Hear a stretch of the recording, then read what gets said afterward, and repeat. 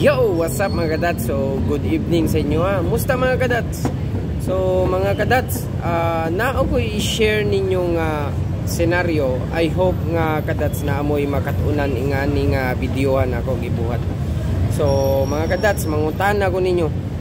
Unsa ka importante ang kwarta sa inyo ha? Kung naamoy ma-comment, comment lang para mabasahan na to.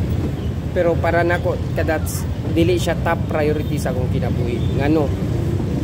Oo, kailangan tag kwarta kay need man tag mga bayranan sa bills, palitanan mga foods, samot na ang mga needs, samot na ang luho na to. Oo, need jud tag kwarta.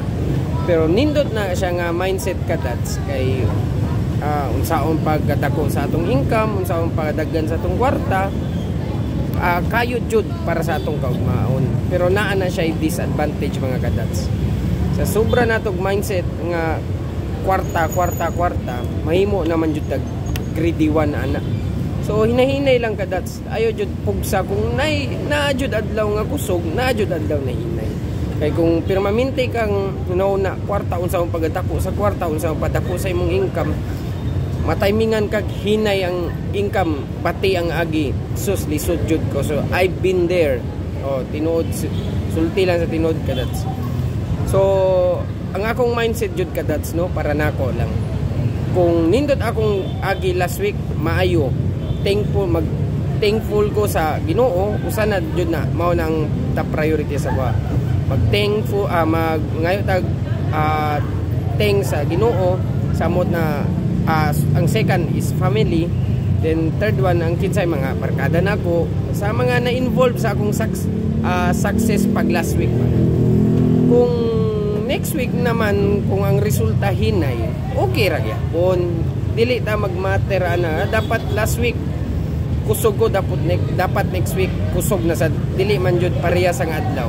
Kung naa may masudlan nga ginagmay ra, at least naa kaysa zero. So, naakoy nabasahan nga quote mga kadats. Ang iyang quote is be contented.